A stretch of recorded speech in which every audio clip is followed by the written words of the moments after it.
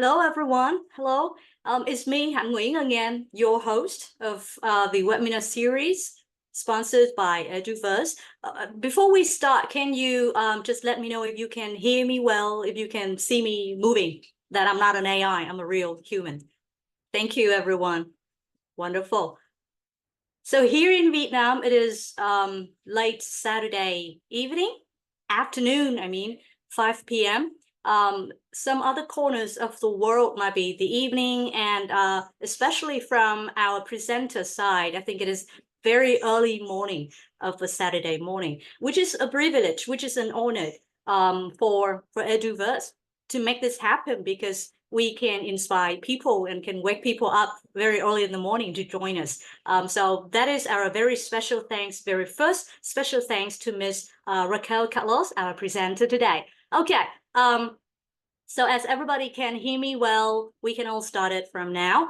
So welcome again to this enlightening session entitled The Role of Communities of Practice in Teaching, Professional Development, and Lifelong Learning. Before we start our journey today, as usual, let me quickly introduce our esteemed presenter, Ms. Raquel Carlos. She is currently the Academic Director at Edify Education in Brazil, with extensive experience in the field of education and technology. She has managed editorial projects and made significant contributions to private and public initiatives in the language teaching and learning industry. Ms. Raquel is actively involved in conducting training sessions, workshops, lectures, and courses across Brazil and internationally, with a focus on creating memorable learning experiences and helping educational leaders achieve the best results. Now, let me just brief up a short word about EduVerse, the driving force behind today's webinar. Powered by ProEd Education Solutions, EduVerse PD Network is a platform for global educators to share and get shared all about education. EduVerse is committed to providing educators with invaluable learning opportunities and resources, from monthly newsletters on cutting-edge educational trends to live webinars every 2 months, just like the one we're having today. We're dedicated to your professional growth, all at free of charge. Now today, Ms. Raquel Carlos will shed light on the transformative power of communities of practice in education. Communities of practice are dynamic frameworks that significantly enhance teacher professional development and support lifelong learning. As usual, after the webinar, please take a moment to complete a short survey to help us serve you better. Certificates download instructions will be emailed to you within 1 day. Now, without further ado, let's immerse ourselves in this enlightening webinar. Feel free to ask questions and observe all you can from this session. Thank you, everyone. Thank you, participants. And Ms. Carlos, over to you. Hello, everyone. Can you hear me well? Yes, great. So, good afternoon, good evening, good morning for you around the world, for you all around the world. It's an honor. The honor is mine to be here talking to you. I'm passionate about education and teacher education, so it's great to be able to be here and talking to very diverse group of teachers and educators. I'm going to start sharing my presentation with you, but I'd like to say that please feel free and you're most welcome to interact via chat, or if you just want to open your mics, just let me know and ask questions. I know we will have the Q&A session at the end, but please, this is a dialogue, as all professional development opportunities should be. So I welcome you. Let us go on here. Just want to share my. Okay.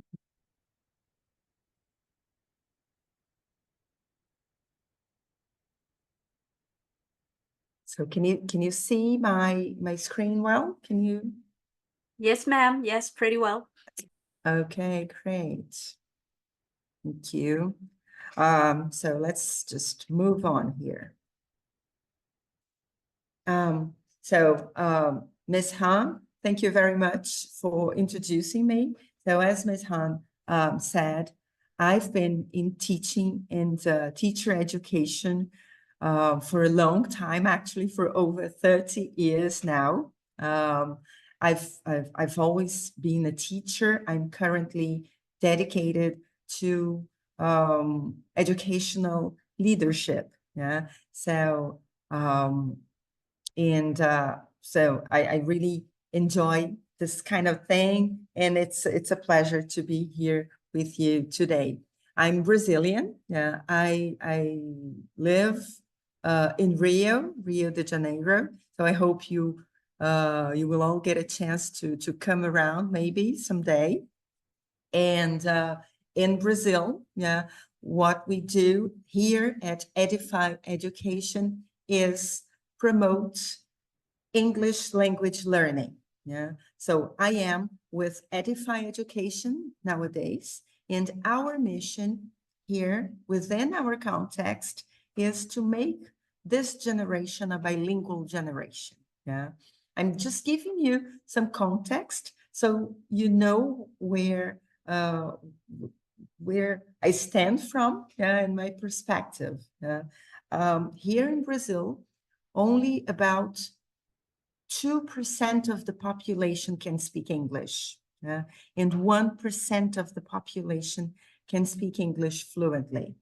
So this is huge. It is a huge enterprise for us, yeah, to forward English language teaching and learning, because we understand this opens global possibilities for our schools and our teachers and our students naturally. Yeah. So at Edify Education, we have over 150,000 students, yeah, these days, spread over 400 schools around Brazil. Yeah.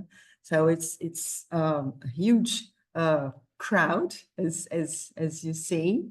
And you may be wondering, okay, so if you have so many students on your hands, why are we talking about communities of practice today? Yeah. So communities of practice, they tie in very well with teacher development.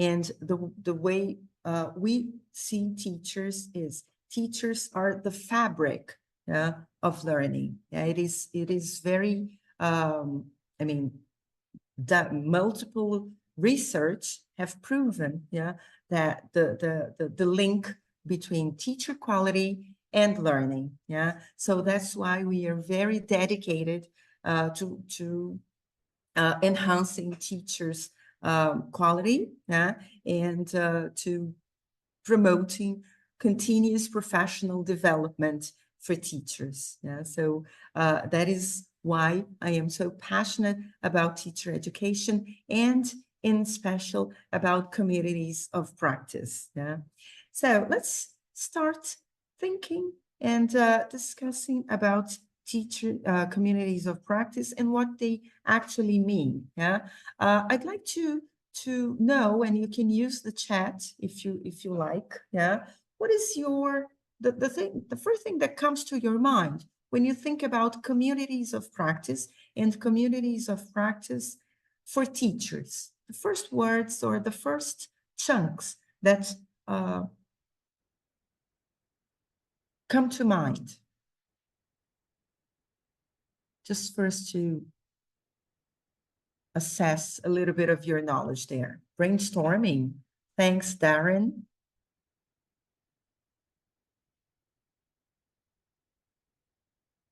Anything else? Collaboration. Absolutely, Michelle. We'll be talking a lot about collaboration. Mm-hmm. Yes, I like the saying, don't know if you've heard about it, sharing is caring. So in a way, yeah, I think this relates to communities of practice, absolutely. Tian and Yugen, communication, sharing, forming groups. Great. Thank you very much. So absolutely, all this, yeah, and a bit more. What is interesting about communities of practice is that it is not a concept that comes from education. Yeah, it actually comes from anthropology. Yeah, so Lever and Wenger, they are two cognitive anthropologists, and they were the ones who coined the concept of communities of practice back in the 90s. Yeah. And they were actually studying and researching about apprenticeships. Yeah. So they are not from the education, the formal education sector, but they were studying apprenticeships as ways of promoting work skills, as ways of developing competence, work competence. Yeah. And they discovered and they coined this term. Yeah, the communities of practice are groups of people who share a concern or a passion for something they do and learn how to do it better as they interact regularly. And the funny thing is, once they coined the term around the context of apprenticeships, around the concept of learn by doing, yeah, they started seeing communities of practice everywhere. And the term started to become popular, more and more popular around different industries. Yeah, and it has been popular in education since, and it's actually getting momentum in this very technological environment we live nowadays. Yeah. Um, so this is the origin of communities of practice. Yeah. And the one thing I find very beautiful about this concept is this idea that they are communities that act, there's an act as a living curriculum. Can you think about that? I understand EduVerse, yeah, also designs curriculum, and we all know the relevance and importance of curriculum for promoting learning and for teacher development. So the idea of a living curriculum is very powerful, isn't it? Yeah. So we all learn on the job. Yeah. Or at least in the context we operate within. So if you look at this diagram, and this is a very, hand-drawn diagram I used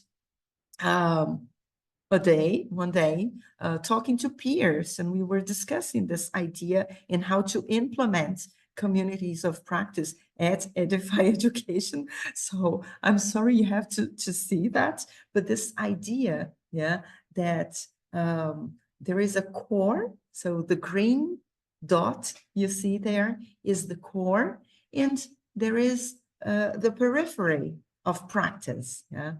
So when we think about situated learning is this idea that learning occurs within the community, yeah, within the area of expertise of people. So people engage, yeah, with one another to gain new knowledge, yeah, to move forward, to understand more about their contexts, yeah. So by engaging with other members and learners of the community, newcomers, also in our case, novice teachers, new teachers, they will gradually, move from the periphery, from the fringes to the core. And that means, yeah, they are developing as professionals. So it's a very organic concept, very social concept. And to me, that's the beauty of it. Yeah. So these are the pillars of communities of practice. And this is very important for us to keep in mind. We have, they are based on these three very structured concepts. The domain. So in order for a community to be sustainable, its members have to share an interest, have to share their competence and their commitment that distinguishes from one another.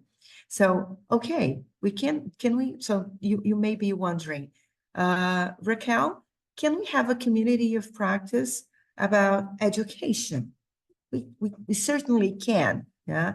But what I'm saying is, let's try and narrow down a bit more, yeah? Because when you narrow down, you bring like-minded people to the conversation, and you enhance your chances of engagement, yeah? It is about engagement, yeah?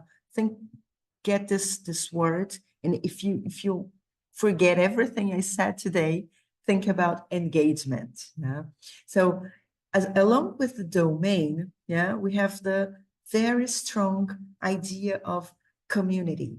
So I think EduVerse and Ms. Han could be talking about communities of practice here today, yeah, because it is about joint activities such as this webinar and many other activities and discussions and opportunities that the communities can foster and offer to its participants. It's about relationship building. If we think about teaching, it can be a rather solo initiative, right? I don't know if you agree with me. Yeah, let me know if you agree with me. Yeah, but the idea is that you're always together. Yeah, within schools. Yeah, but in fact, when you go into your classrooms, yeah, it can be quite lonely. Yeah, so you have to create opportunities for sharing, and not only sharing resources and practical ideas, but also sharing the respect you have for the job you're doing, yeah? And collaborating, yeah? And in terms of social emotional support also, having peers that understand where you stand from and the challenges you face. Yeah, so that's the idea and the point of a community. And finally, practice. Community members, they are practitioners. They're not working on theory. Yeah, they will get the gist of theory. Theory is important, but as a means to enhance practice. So you will want to share a repertoire of resources and ideas and take back into your practice. How many times have you heard this idea that, well, good webinars, they need to be very practical. You need to be able to lift from what you've heard and discussed and be able to put into practice in your classroom the next week. Isn't that right? Yeah. So that's the idea of communities of practice. And because of that, they need to work within a specific focus around the community in order to develop this collective knowledge for all. Okay. So what are the kinds of communities we can have? Yeah, so there are various different sorts of community. We talked about the domain. So working within this area of expertise is important, but they may have different and varied, objectives. yeah, and targets. Yeah, it really depends on your context and on your moment. Yeah, so we may have helping communities. Members help each other with everyday work needs, yeah, or best practice communities. They develop and they disseminate guidelines and strategies for their members' use. Yeah? Or they may be knowledge stewarding communities. They organize, they manage, and they push forward a body of knowledge from which community members can draw, and innovation communities where you can create breakthrough ideas, new knowledge, new practices. Yeah. So if you think about your contexts, I'll probe you a little bit here. Yeah. Think about the sort of information, knowledge, and resources you would like to share or you currently share with your fellow colleagues. Yeah. Where do you think, yeah, or which category here do you think you would fall into? Yeah. Which are the, pressing issues? Yeah. And in which of these categories would you place yourselves right now? Just a few ideas there on the chat, if you please.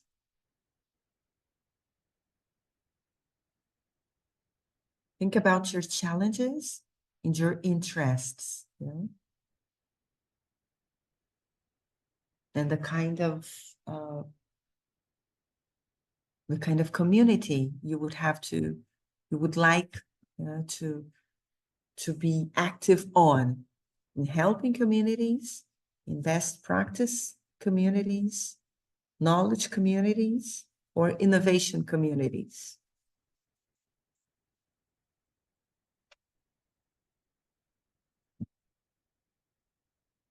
Not easy, right? Not easy because they are not fixed categories, yeah? Because they overlap, don't they? Yeah? These communities, they do overlap. Their aim, yeah, and their focus overlap. So what is important is you have to understand where you start from. Yeah, when you are thinking about setting up a community, yeah, as a way of fostering teacher development, you need to have a clear starting point. Exactly, definitely, yeah. It will change from place to place, and it will change weekly, if you like, yeah. So that's exactly what I wanted to draw your attention to here, yeah. So these are kickoff ideas, yeah. You need to have your idea clear in order to help you set up your community, yeah. And then, of course, within knowledge community, as Miriam just said, would be her preference right now, for example, it would be perfectly okay, yeah, to ask for assistance with some sort of to seek for help, yeah, or to exchange best practices. So you see, that's the whole point of it, yeah. So now that we have taken a look at the types of community we can set up, yeah, it is important, yeah, that we understand why communities of practice link to professional learning and link beautifully to teacher education these days, yeah. And please let me know about your contexts and the places and the situations you face, yeah. But it is my understanding, yeah, that teachers and educators and educational leaders in general face a whole array of situations these days, yeah. Would you agree with me that the problems we face, they are more complex, yeah, these days than maybe 5 years ago, yeah, before or pre-pandemic levels, yeah. They're complex in the sense that you need to draw from different areas of understanding, yeah. You also need to have this view of implicit knowledge. Do you ever feel that today everyone knows a lot, or I don't, I mean, yeah, not a lot, but everyone knows about everything? Yeah? Is that right? I mean, the feelings I get sometimes is that people know everything. Yeah, they have a say in everything, but that's not true, is it? Yeah, as teachers, we know we need implicit knowledge in the sense that we need to be able to turn the knowledge into practice. Yeah, and implicit knowledge shows in everyday actions. It doesn't show only in a presentation like this one. Yeah, it shows in practice. Yeah, in actions mostly. Yeah, it is the world and the contexts we live in. They are collaborative, and work is distributed. Yeah, it is very hard for you. I mean, for me at least. Yeah, to think about work in silos. Yeah, you know, in different very specific departments, you know, like the history department, the geography department, and the language department.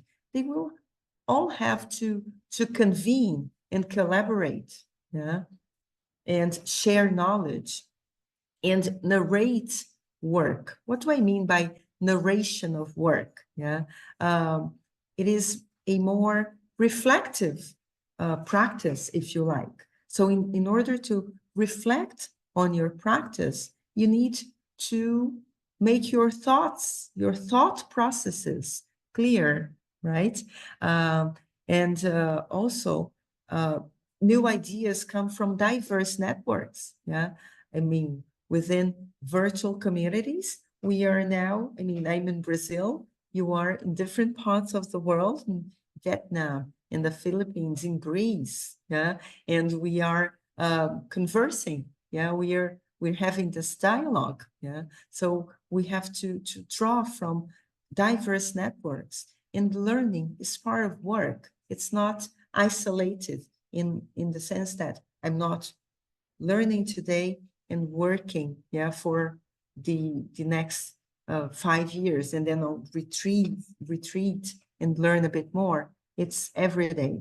So the communities of practice, they enhance the sort of real world situation and context and complexity we have to work on. Yeah. So I'm going to just jump right into this idea. I'm sorry, I did something. Okay. Now, if we're talking about communities of practice, and we think about a group of people, remember, sharing a common passion, yeah, or challenges, facing similar challenges, and exchanging knowledge and sharing best practices. Yeah. How long do you think a community can last? Do you think we can build communities for life? Yeah. Tell me a little bit about your context and your feeling. Yeah. What do you think would be the lifespan of a community? Yeah. Um, and how do you think it moves across the line? The thing is, communities, they work on, they seem to be very organic, and they are, in the sense that the knowledge they bring is very organic, yeah, but they need some structure to it. Yeah. So when you you're planning to set up a community within your contexts, think about these stages. Yeah? Think about these as a process. These stages, they do not have to be linear. You may need to go back and forth, depending on the situation, but they need to be present. Yeah, that's I mean, a suggestion, if I may. Yeah, they need to be present. You need to take the time to identify questions or issues you have. Yeah. So identify the questions, identify the issues you need to address. So I will kind of give you a spoiler, yeah, because I'm going to show you some of the communities of practice I have helped set up and I am a part of, yeah, in a bit, yeah. But to me, one of the issues I face right now is understanding AI and how artificial intelligence, yeah, will modify my practice and may help teachers and students in their learning processes and be assistive, yeah, to teaching and learning. So this is a big issue. Yeah, this is a big question. So identify the question. Do not leave it out in the open. Yeah. And then you need to think about how to recruit community members. Do not leave it to chance. Yeah.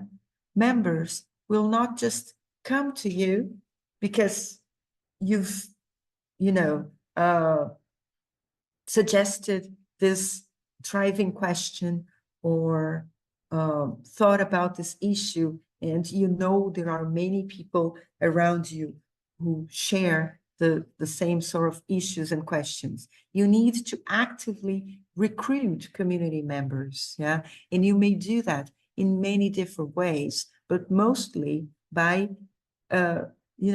creating proximity, yeah, by understanding what people want and inviting them, actively inviting people to your community. And these days, technology is very helpful for that. Yeah, you can just reach out, and sometimes it will not turn out well. Yeah, people will not respond. Many other times, you will find out that you will be able to engage. Yeah, with like-minded companions. Yeah.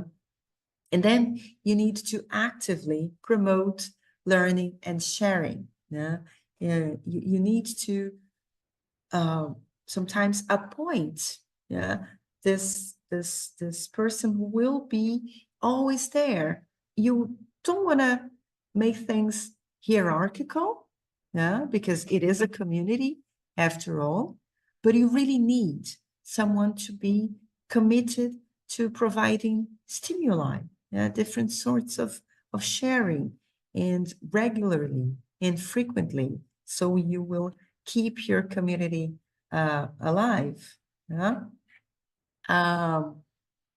And tie all the sharing and the knowledge you are bringing to the table with practice. Yeah, that's probably one of the most important elements if we consider a community of practice, is always try and make this link between theory and practice. Yeah?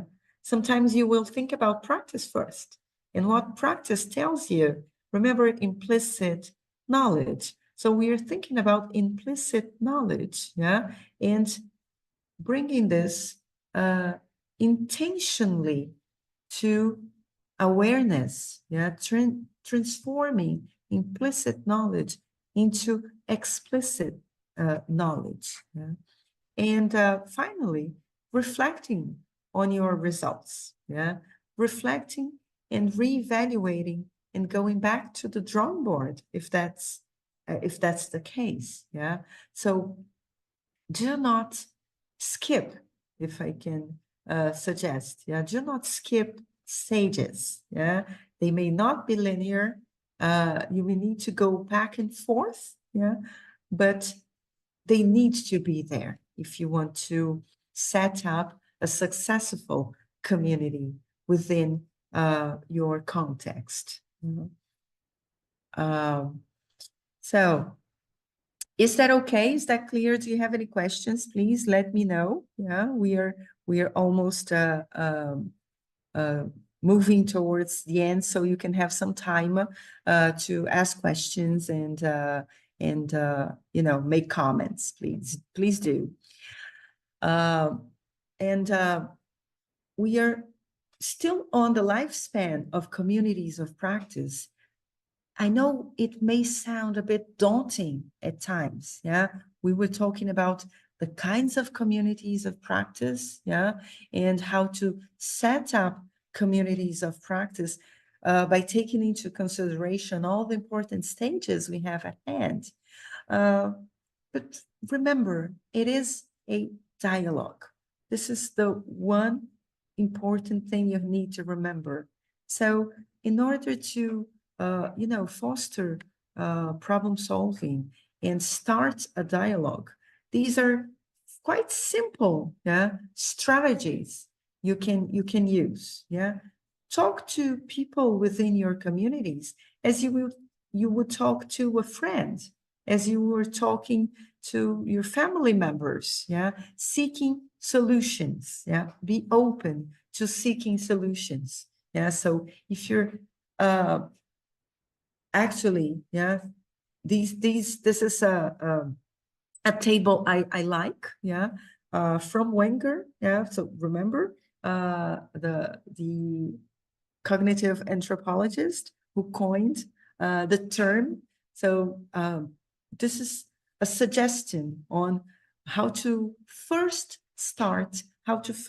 set up communities of practice. So the structure is his. This is not my idea. I'm borrowing and working on top of his theory, and these are his ideas, their ideas actually as well. Yeah, how can you do that? Yeah, but these are important things you have to navigate. Yeah, problem solving, requesting information, seeking experiences. Yeah, reusing assets, coordination and synergy, discussing developments, documenting. That documentation is key. Yeah, if you're thinking about professional development, continuous professional development, as we all know, learning is not a linear process. Yeah, instead, it is a spiral process. Yeah, so documentation will give you the chance of going back and letting people, you know, consume information on their own individually. Yeah, and sinking in and processing that knowledge, and visits and mapping knowledge and identifying gaps. So think about that intentionally. Yeah, for each of the things you want to promote, you may want to intentionally provoke and stimulate and probe your community members. Yeah. Exactly, exactly. And that's, I like this role model idea Perlaf has just shared with us. We are all role models, yeah, because the moment we agree, yeah, with being part of a community, we are being observed. Yeah, we are being heard. Yeah, and we are role models, and that's why we need to be intentional about our expectations and about our questions as well. Yeah. And so how do I've touched on professional development, teachers' professional development a number of times during my speech. Yeah, but how does that tie in to teachers' professional development research? What does research tell us? Yeah, and this paper from the Center for Use of Research and Evidence in Education has brought to our attention very important points regarding sustainable professional development. And for us working with teaching and teacher education, this is very important. If you're thinking about teacher education, you do want to think about to be focused on your students and on their aspirations. Yeah? What are we developing for? Aren't we developing ultimately, yeah, to deliver good quality education? Yeah, and I loved EduVerse's proposal in the beginning of our webinar. Yeah, education is for everyone. Yeah, good quality education is for everyone. So if we need to focus professional development on students, yeah, and communities of practice. Remember, one of the first stages of setting up a community, yeah, to focus on pressing issues or interests and challenges, to start with the striving question: where are your questions going to come from, if not from your practice, from your students? Yeah. The other thing which is incredibly important, this paper ties in and brings to us as evidence, is that good professional development needs to be sustained over time. Yeah, it has become clear in studies, yeah, that one single event doesn't usually transform the quality of your education. Yeah, what's really transformative is sustainable development. Yeah, so I realized this is webinar number 6 in a series of events. So you need to keep it going, and and communities of practice will allow for a mix also of synchronous and asynchronous opportunities, right? So you're talking about sustainable development over time, bringing stronger and bigger student impact. Yeah, we're talking about student impact here. Yeah, and you will also, if you're talking about a community, you're exploring evidence from trying new things. Yeah, so we constantly hear about innovation and how teachers need to be innovative, right? We're constantly being provoked for innovation. Innovation does not come in a vacuum. Yeah, innovation needs to be tied, yeah, with practice again. Yeah, I'm kind of repetitive talking about practice here, but that's the whole idea and the whole point. Yeah, exploring evidence from trying new things. So these are the 3 key elements in sustainable and positive in professional development that will drive students' outcome in time, according to diverse studies. And okay, so I'm now going to before I open the mic for you to ask questions or to give your own take on that, I'd like to share actually a couple of communities of practice I'm engaged in right now. So this is a community which is quite recent. Yeah, we have just started it.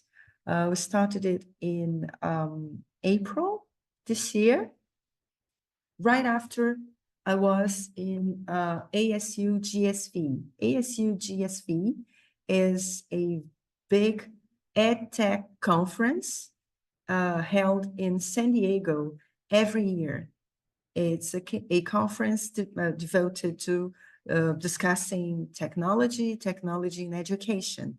So, and I usually attend ASU GSV, and this year, can you guess which was the topic, the hot topic of the conference? Any guesses on the hot topic of? It was AI in education. Yeah. So after we came back, yeah, we had all these very, big ideas and a million questions about this. Yeah. So one of my colleagues, Guilherme, he decided to, start this WhatsApp group. WhatsApp in Brazil is the number one app, yeah, social media app, yeah. Everyone uses WhatsApp in their everyday lives, yeah. So he decided to open this community. We were about 10, 12 people who had been to ASU and wanted to keep sharing, Brazilians who wanted to keep sharing about what we'd seen. Yeah? It turns out that in less than 3 months, we are now 416 members, discussing AI in education. Yeah? Because we have nailed, yeah, the question, the issue. We have brought together this collective of educators and educational leaders who want to learn more and understand about the impacts of AI in education. And of course, we have brilliant facilitators who have been doing an incredible job, stimulating the community. So it turns out that now we have over 1,000 interactions. And one of the members have decided to create this website, yeah, based on artificial intelligence with weekly summaries. Yeah, so we can help people go back. Yeah, remember documentation? We can help people go back to the array of content and the array of knowledge that we have going on within the community. I cannot tell you how active this community has become and how important it has become in my journey, in learning about artificial intelligence in education. Yeah. How can so Michelle has a question here for us, for all of us, because it's a very big question. How can we ensure good quality for education in sustainable lifelong process of learning with the integration of AI? I don't think we have the answer for that yet, Michelle, but that's actually the question we are trying to answer. Absolutely, yeah. So, and one thing I know, we have to understand more about it. We have to learn about it. We have to intentionally learn about it, and not just, hear something here, something there, and make up our minds about whether it is a good thing or a bad thing. We need to get our hands dirty in the sense that we need to learn about tools, learn about platforms, learn about language learning models by using it, by dialogues, by conversations, by using it. Yeah. And so we can actually help each other answer this question, this brilliant question you brought to us. Yeah. The other community I have been engaged on, is a more on an institutional level, if you like. So this is a community we have within Edify, and we started it last year. So it's a bit more mature, now. We've started it in December 2023. We call it Teachers On. So at Edify, we have over 1,700 teachers working with us. So you can imagine, or if you can't, I'll tell you, Brazil is a continental size country. We're very big.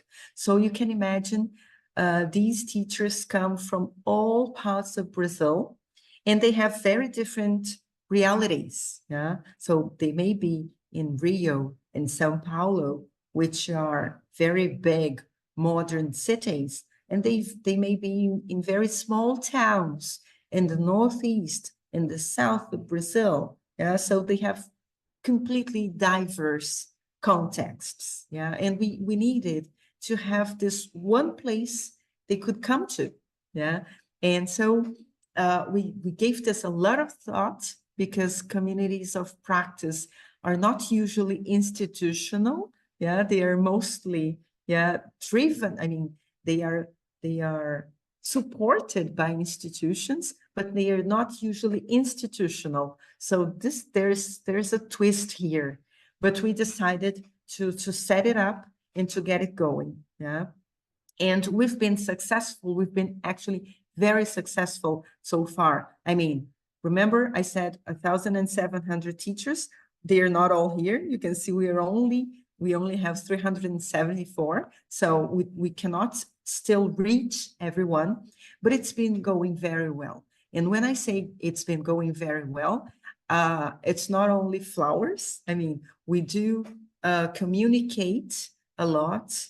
So we are able to deliver webinars and sessions and certifications to our teachers, but they are engaging. So Father's Day is coming up in Brazil soon.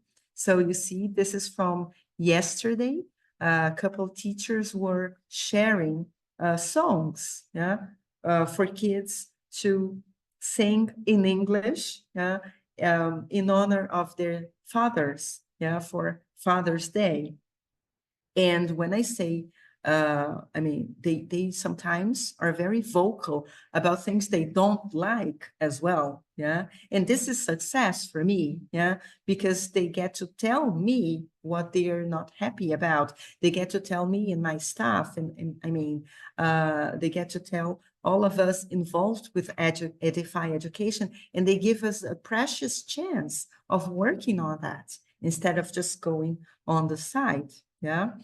So these are, I mean, I really do want to leave time for questions. Some of the final tips I have, and if I can leave you with one tip, is the community needs to be energetic, in the sense that it has to energize its members.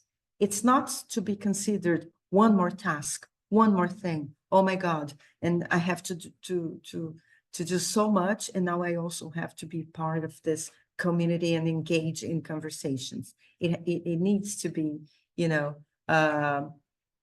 a happy moment, somewhere. The teachers know they will be respected and they will find support, because the value of the community is in the depth of the reflection it provides, in the inquiry, and how their members co-create knowledge and put the knowledge into action in their schools. I mean, in their contexts, in different contexts. And I have this this question here, which is, what is my advice to educators who prefer to face education challenge on their own? Well, I think, yes, this is a very good question, because we're talking about teaching is an individual enterprise, I would say, and that's fine, that's okay, if you prefer to face your challenges on your own, yeah, I would say you can also drink from the fountains of communities. I think we need to respect individual preferences. Yeah. So if you don't want to engage in a community, that's absolutely fine. Yeah. You need to be respected for that. But you can drink from that. Yeah. You can search for the body of knowledge that communities bring to the table. Yeah. Through papers, through facts, yes, frequently asked questions, from documentations, white papers, yeah. But yes, don't be driven to communities if you don't feel like taking part in one, yeah. And there is one more thing I would say is try and maybe you can spot a peer, maybe one person, peer, or someone you can look up to as a mentor, just, you know, for rain checks. Yeah, sometimes you need a safety net. Yeah, so that would also be a suggestion. Yeah, if I may. I hope I've answered your question. Yeah. So if I have to set, I have some other questions here. Do I have to set guidelines for communication or rules? Yes. Yes, I do. Yeah. We set up very clear rules. Yeah.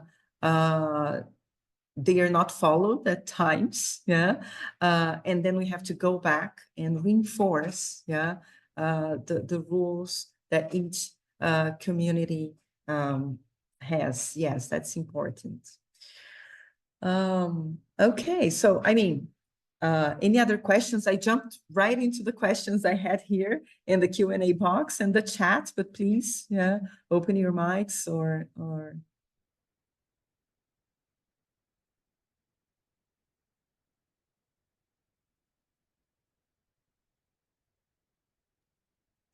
Raquel, did you see the question in the Q&A session? That's a question about in the Q&A section of Zoom. If you look down and the taskbar down, the toolbar at the bottom of Zoom, there is a Q&A. Yeah, there's a Q&A. Oh, it's not about the educators who prefer to face educational challenges on their own? Yeah, there's a second one that just on. Oh. Strategy. Oh, okay. It's just turned up here. Yeah. What strategies can educators use to initiate and sustain a community of practice? The first thing is, yes, thank you, Ms. Han. I would say the first thing is identify your issue, the theme you would like to work on. Yeah.